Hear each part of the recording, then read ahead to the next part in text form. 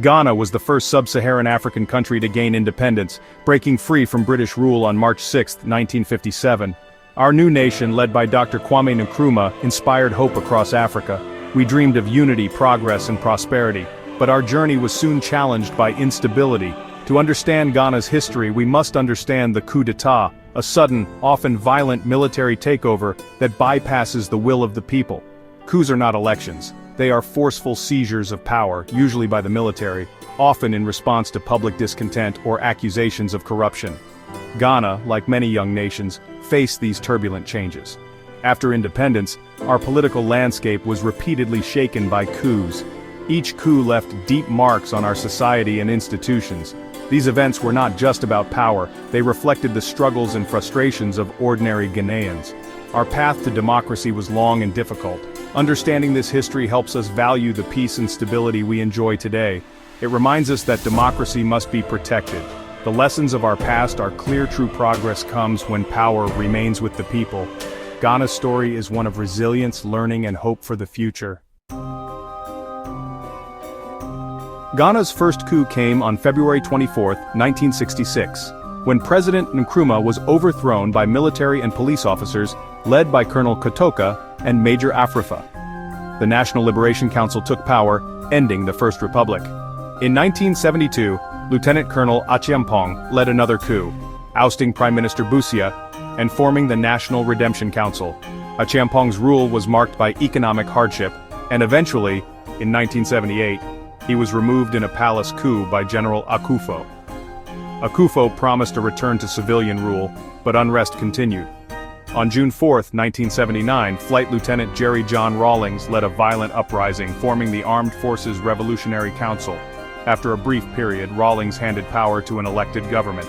But on December 31, 1981, Rawlings returned, overthrowing President Lyman and establishing the Provisional National Defense Council.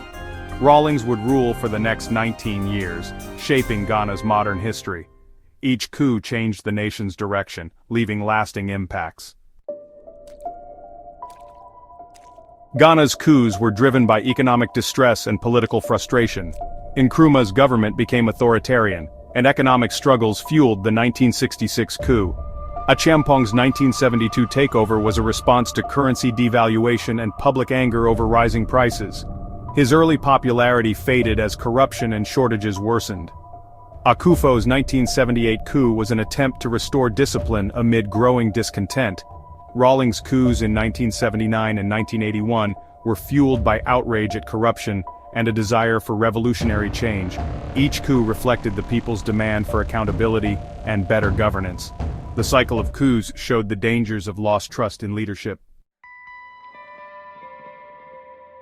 After the 1966 coup, the NLC dismantled Nkrumah's structures, released political prisoners, and moved toward democracy, leading to the Second Republic. Achiampong's regime promoted self-reliance with Operation Feed Yourself, but economic mismanagement led to shortages and inflation.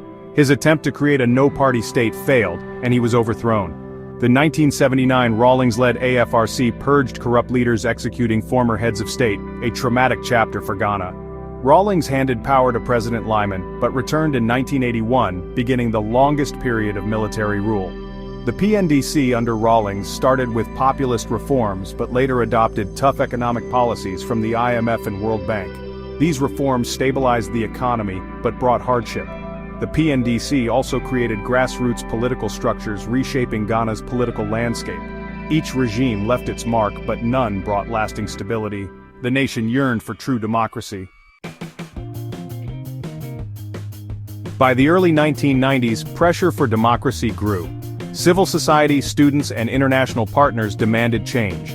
The PNDC began a national dialogue, leading to the drafting of the 1992 Constitution. Over 92% of Ghanaians voted for it, embracing multi-party democracy and human rights.